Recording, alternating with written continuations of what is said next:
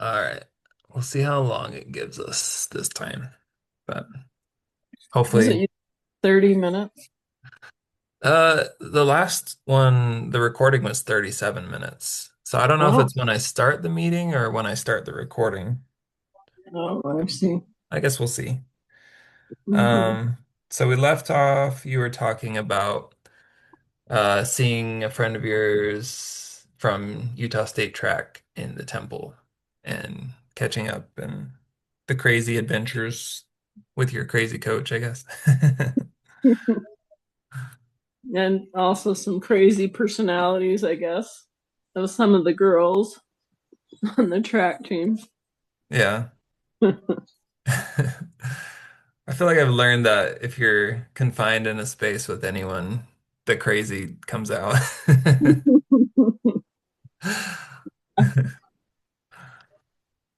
Yeah, we had a one time. So usually um one of the girls would drive one of the vans. We'd take two vans, Uh-huh. and then the coach would drive the other van. And we had a really junky van that we had to take for one of them.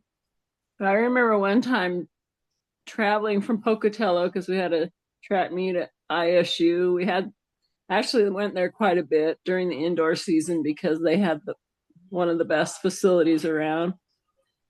But anyway, we were racing back Uh-oh. and like leapfrogging one another. And one time the coach passed us on the right in the borrow pit. With a van full of like 12 people. Yeah, it was really crazy. And I remember the next day he was like really remorseful. He was like, I should never have done that. I stupid that I was letting that happen. I'm supposed to be a responsible adult. Yeah, that could have been very bad for him. He could have ended up fired, I guess. Anything had happened would have been a bad thing. One of the vans rolled or something. But Yeah. we'd often do that though. We'd pass each other and then we'd wait for the other ones to pass us. And we'd hold up a sign in the window or something for them. And then they'd have a sign when we passed them. And sometimes it wasn't racing necessarily, it was just the signs, and we'd leapfrog down the interstate or highway. Uh-huh. One time, one of the big shot putters, like I say that, and I was a shot putter, but I wasn't a big shot putter comparatively. She mooned the other van. I bet they love that. Oh, I'm sure. Well, we just everyone thought it was so hilarious, and because we were all crazy, Yeah. And I wasn't in her van. That was Alice who did that. Alice mooned us, and I was in the van with the little Nigerian girl, and she's like, oh, "She opened to us. She opened her butt to us." Oh. She was culture shocked, I guess. Yeah, I think so. That's funny. Um, Anything else about college or I was thinking today, like how'd you get from Logan to Idaho Falls? Did you start applying for jobs right before graduation and Idaho Falls offered you a job or how did or did you go there because family was there or something? No, I didn't have any family there. Although I mean, my grandma had lived here in Idaho Falls back in the 50s or 60s, probably the 60s. But um, the principal from Idaho Falls High School went down to Logan, and they were having some kind of a hiring event, and he interviewed me and offered me a job. So he liked that I um, had the math and the science background, but also that I had done athletics because they needed women coaches girl for the girls. Hmm. So I played applied at other places also, but I really just there was no interest from those places. So I was pretty much I didn't apply at too many. I think I applied at three places. So it was easy to choose because then that was the only place where I got a job offer. So Yeah. Um, was there a place you were hoping to go? I kind of thought I should go to Preston Oh, because really? it's close to Logan. And Hmm. I thought when I left Logan, if I wasn't married, then I would never get married. And so I thought, well, if I were in Preston, I could still go to Logan and do the activities and things like that at the university. But it Hmm. wasn't going to happen. Didn't happen. So, but that was my thought process at the time. So, Well, if Preston would have worked out, you could have found yourself in the Napoleon Dynamite movie. yeah, I could have been a movie star. Yeah. Napoleon's teacher Yeah, or something. but That's yeah, funny. Yeah, I never knew you thought about going to Preston, but that makes sense if you were just in Logan. yeah, I didn't want to go too far. But and I thought Idaho Falls was a really big town, Really? actually. Yeah, so the first when I first came here, I was a little overwhelmed by thinking it was a big town, and I quickly found out that it wasn't. But coming from Shoshone, and we'd come to Idaho Falls as kids quite often, and it seemed like a big town then. But your perspective as a kid is different than everything seems bigger when you're a kid, I think. Yeah. Well, it So, was probably bigger than Twin Falls, but it was probably what, like a third the size it is now? Because there wasn't, when you got there, was the mall and all that built yet? Or, yeah, oh, yeah, it the was. there. Yeah. Okay. 17th Street was the happening street Yeah. when I was here. Still kind of is, but now it's almost more hit road. Hmm. So, Yeah. Seems like, I mean, even when I was a kid, I think I remember like the theater being built on Hit Road and Walmart being built, and mm-hmm. I think Target might have been there already. I don't remember. It seems like it's newer, but um, we looked at a house on just off Crowley Road when we were looking for our first house, and it seemed like it was way out in the country. And now it's like part of town. There's subdivisions on both sides and everything. So it's really spread out more. Maybe not the businesses as much. It doesn't seem like, but the housing and subdivisions and things like that have made it a lot bigger area. Yeah, So, a lot more and traffic, I'm guessing. yeah, and I thought when we had to go out to Bonneville for sporting events that it was out in the country and a ways out there. So, It's funny. Yeah, I mean, I always thought Bonneville was kind of in town too. yeah, It's like it's all in Idaho Falls. All four of the schools are. yeah, what it seems like now. But then it didn't seem so much like that. It was definitely out in the county Yeah, at that time. So, yeah. So, how'd you meet my dad? well, we when I first came to Idaho Falls, I went to just a regular ward, and they said you shouldn't go to this ward. You need to go to the new single adult ward. So I thought, well, I better check it out. And then one of the girls on one of the volleyball teams, I don't know if I was coaching her or not, but she had an older sister who had played volleyball at CSI also. So we had that connection. And so I went with her to a singles dance. It was in September, so I'd actually been in Idaho Falls for a month or so before I went to any activities, but I met him at the singles dance. So you met And him after a month? yeah, I hadn't been in Idaho Falls that long. Oh, wow. For It was some reason, I actually, thought you'd been there at least a year or something.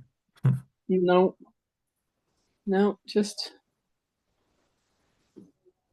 a little over a month, I guess. So Mhm. the they used to have a singles war, and it met out south of Idaho Falls in Uh-huh. kind of Taylor View area. But uh, but I went with her and left with him. JB's Big Boy and got milkshakes, I remember. And that restaurant's been gone for a long time. Oh, it's not the one on Broadway. It's a different JB's. I don't think there is a JB's. There was one by the falls. It must be different though. Maybe it's not Well, JB's. I don't remember. I think it was on Broadway and it wasn't too far from the river. Hmm. So Hmm. it seems And like you it was may. kind of where Olive Garden is now.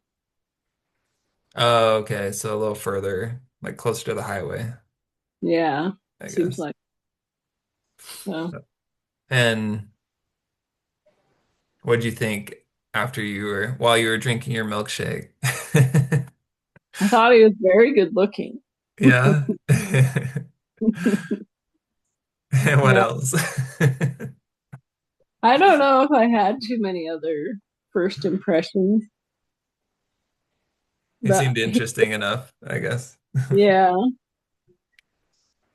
yeah. Good sense of I humor. Or one was he thing too that nervous? I don't know. I don't know. I was too nervous to notice probably. Oh. Thing though is at the dance he asked me to dance and then the typical get to know you questions. He said something about where do you go to school or something. I said I teach at Idaho Falls High School, and he said, "You go to Idaho Falls High School?" Like, Like, you don't look no, I teach 17. there. Actually, when I was teaching there, when I'd go down to the lunchroom, they'd always forget to charge me the teacher price because they Oh thought yeah. I was one of the students. 'Cause I was really only like 4 years older than some of the students, so Wow. I was I wasn't super, a lot older, but Yeah. So yeah, you were just 22 and they were 18 or yeah, 17, yeah. 18. But I was 23 before too long, so Oh, true. yeah, September birthday. yeah. So I was 23 before, just after a month, well, about a month after we started. So Mhm. And then you got married and then you had me. Just like that. I was still teaching when I had you, and that Uh-huh. was one of the more stressful times that I had was, well, when I had you in the spring, and a neighbor volunteered to tend you while I finished the school year. And that worked out pretty well because she lived right by us, like just a few houses down. but she couldn't tend you the next year. So dad was in Seattle doing training for several months, and Mhm. I had to find daycare, start working again that fall, and I'd have to drop you off. And once I found daycare, drop you off and go to the school and work all day, and I was still nursing, and it was pretty hard. I got sick a lot because of the stress, I think. Yeah. And being up all night, Oh then going man. to school, and so that was kind of hard for sure. But Yeah, you weren't getting any naps during the day because you're teaching. I couldn't take any naps. Luckily, it wasn't my first year teaching though, because their first year you have to spend a lot of time preparing and things. Yeah. After, though, you can kind of use some of the things you've done before and just tweak them a little bit. So And you didn't feel like running away, saying this is too hard. I don't think I don't know. I guess I didn't think that was an option. So yeah, I probably didn't think about it. But yeah. Yeah. And then, yeah, then you just had a lot of kids. That's, I don't know. Is that what you would say is like a chapter? It's just like 30 years of raising children? Or can you divide it into subsections or? I guess you could divide it into when just having little kids, and during that time you were just home all the time and just with little kids, it was kind of felt isolated during those years, and we were out in Roberts for most of it. Yeah. And where kids started getting a little older and had to do activities would probably and driving to activities and things like that seemed like a different phase of it. Yeah. And Did you like the little kid phase or the football practice phase better? I think I dealt with the football practice phase better because I wasn't so isolated Yeah. and had a reason to get out. Um, I liked little kids and babies and things like that, but it was hard, especially in the winter. Um, just being home all day with the little kids and having no adult interactions. Yeah. And often during that time, he'd work, and then he'd work part time at Sam's Club, and then he had a church calling in the evening and things like that. So he wasn't very home very much, and I mean, he didn't have much empathy for me. He thought I had the easy life. Really? So yeah, so to try and understand my perspective of feeling isolated, he didn't understand. But Mm. and then being able to get out, even just to go to kids' activities, that made a difference. I think that was helpful. It was a little stressful in that trying to get everyone to their different things. Yeah. But and we Yeah, probably I did. remember you coordinating at least three different carpool groups. Yeah, Right? yeah, we had to coordinate carpool groups for sure. There Because was, yeah, practices here and there and different times, and yeah. you have a game today, but your brother has practice, so we're gonna go here and then there. Mhm. Yeah, that was a little bit stressful, but at least I had something, especially in the winter. Because in the summer I did better because I had like in Roberts, we had a lot of work to do. We had the big garden and the big yard. And not only the garden, you had like alfalfa crops in the back, right? Yeah, we had the wheel line that we had to move every day. And And the pump broke every 2 weeks. I remember, or something. oh, yeah, or after the flood, it just didn't work as well as it should have. And so every time I'd have to prime the pump, which took another 15 or 20 minutes. And then I'd get it going and it never pumped the water like it should, but it was kind of adequate. But yeah, it was quite a bit.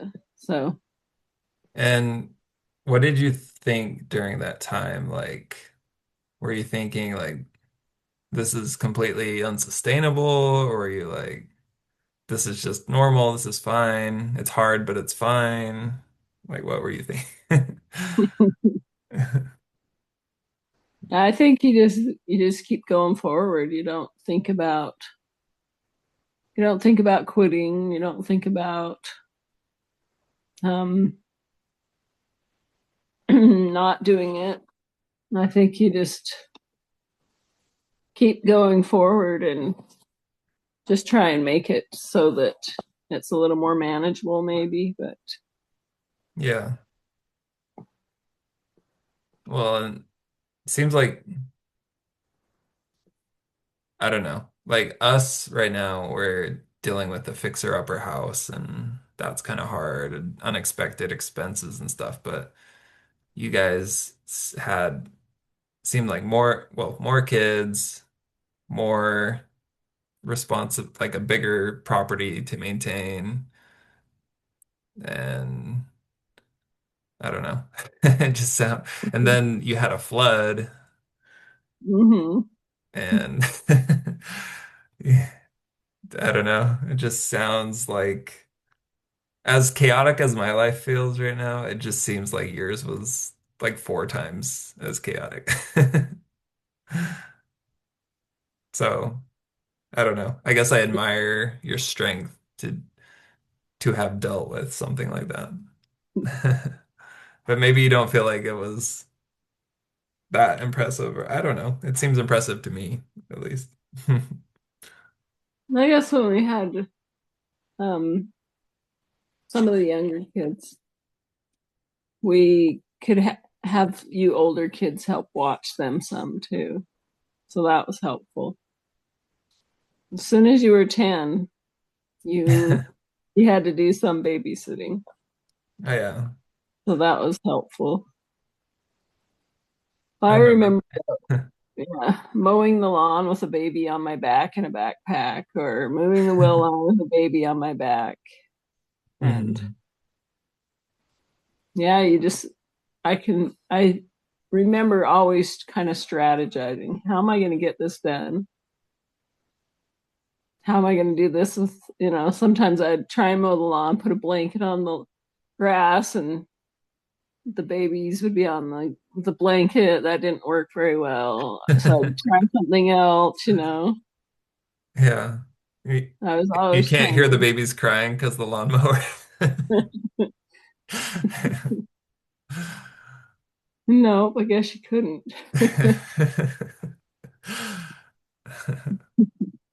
Wow. Yeah. That's funny. Just going to town, there's a lot of strategy. I always Yeah. park, yeah, a cart caddy thing, so I could just lift cars or cart baby seats into the cart and have a place for other kids to hang on and stuff like that, so we could get through the parking lot. I don't Yeah. know, some just different strategies. Yeah. Um, and you did the grocery shopping mainly? I would ask your dad to pick up things quite often Mm. because we were out in Roberts. He is working in town. It made more sense. Yeah. But yeah, I still did some. Jazzy kind of broke me of shopping too much though for a little while. I've heard stories about that girl. So funny that she's such a good person. Now she was pretty. I think she was just three older brothers, and then her. She really felt like she had to fight for her place. I think, and I Yeah. think that's what was going on.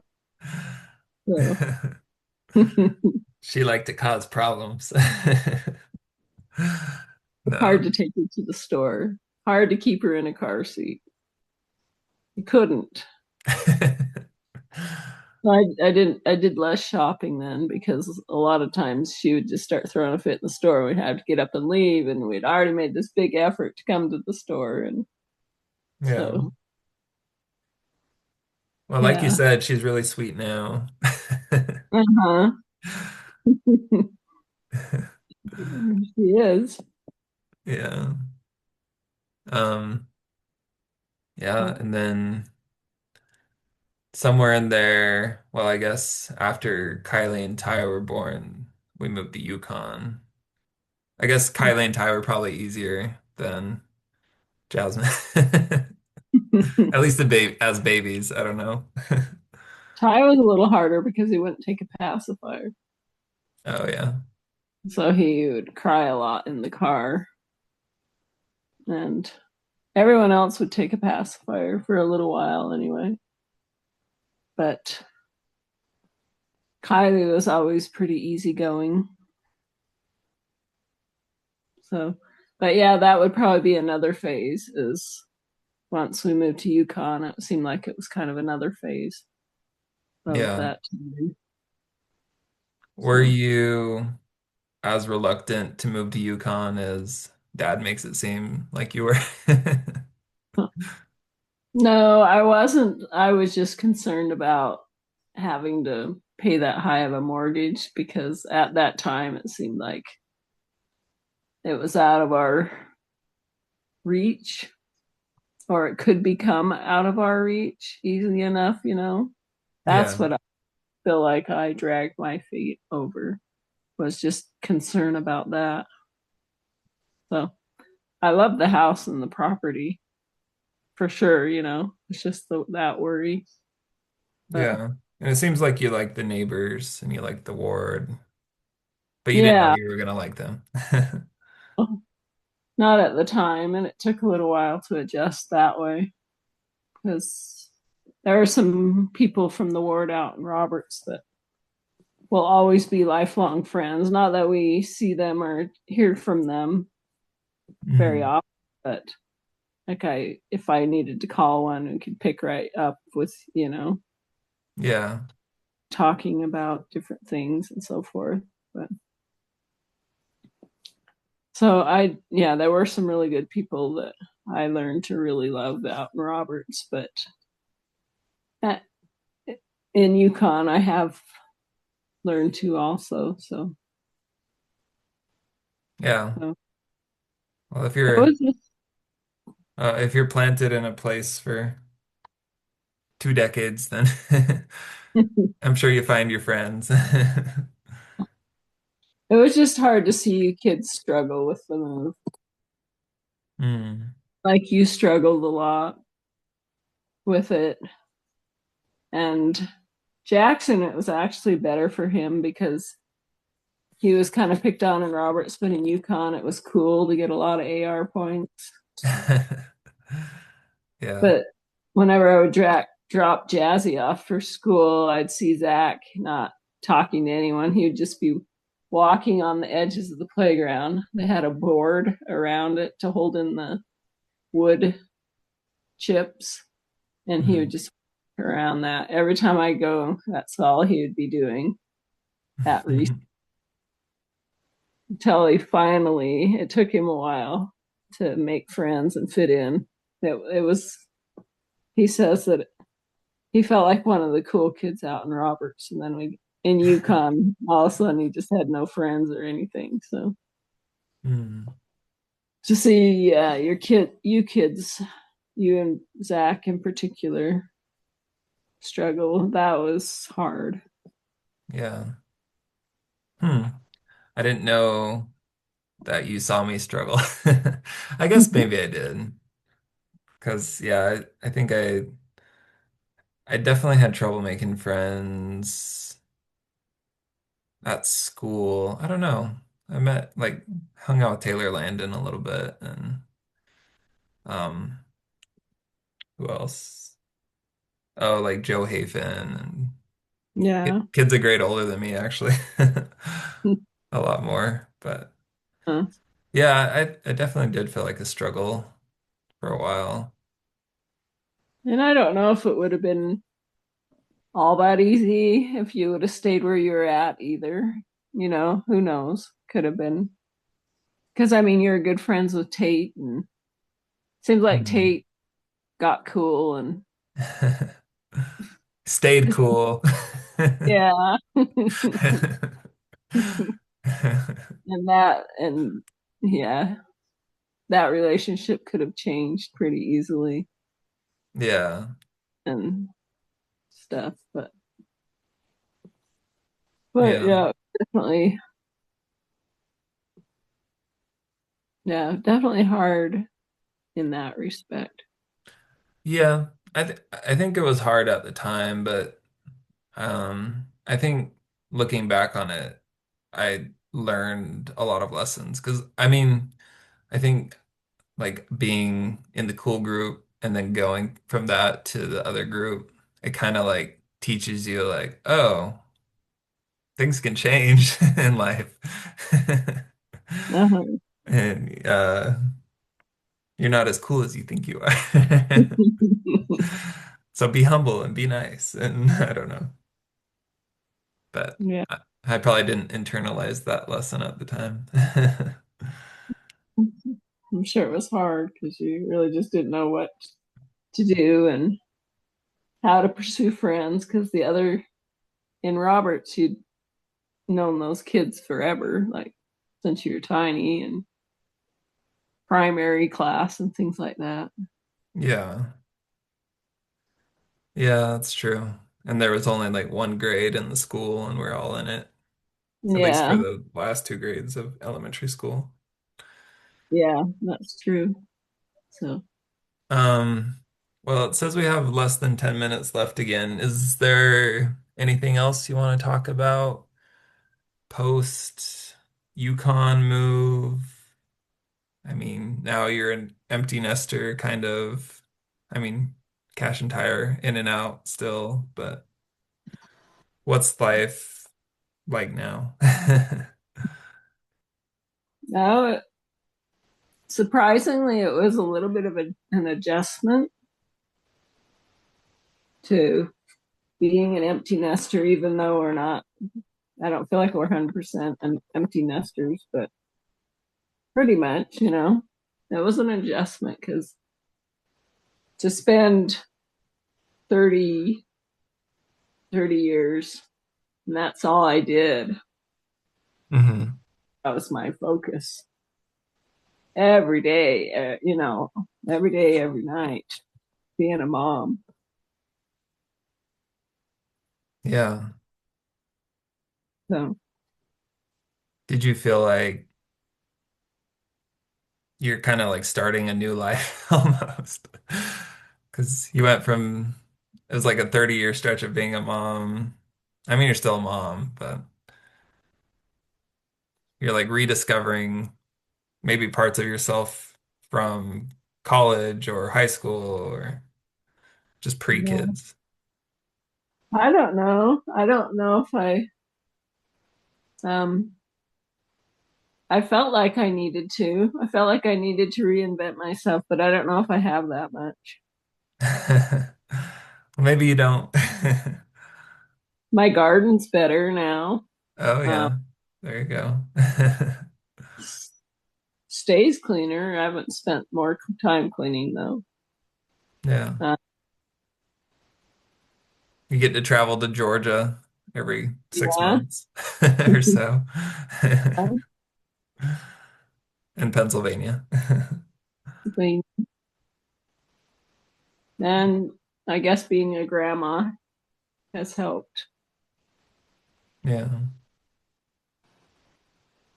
So. even though my grandkids, except for Charlie, are too far away. Yeah. Unfortunately, we're so far away. Yeah, Yeah.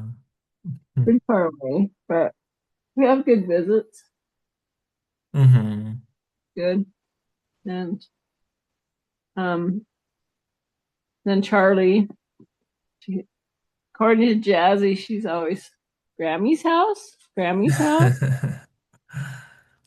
So it's nice that the grandkids are young enough that they think Grammy's okay. That will last, but Yeah. Well, my kids love your visits a lot. But when I say, should we go to Idaho? Raina says, I don't want to go on a plane, so probably not. But she loves when you visit, so we had a good time telling scary stories. yeah. They said they like the dumb stories, maybe better, though. Well, they all turned out to be dumb stories.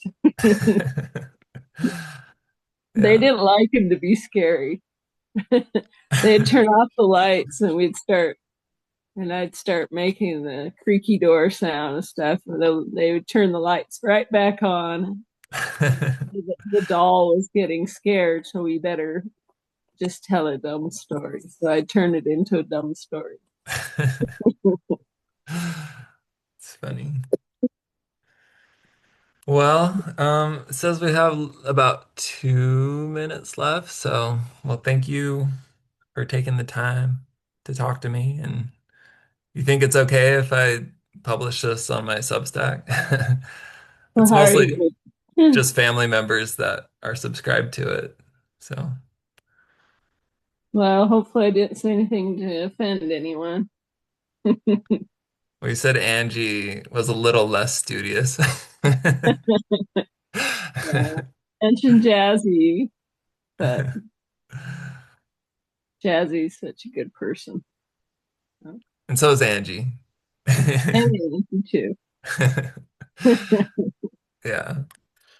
All right. Well, thank you for being my mom. And I always felt very loved throughout my whole life. And so that's an incredible gift. And yeah, just thank you for being who you are, great grandma to my kids. So I appreciate you a lot. You're welcome. Love you. I love you, Mom. I'll talk to you later.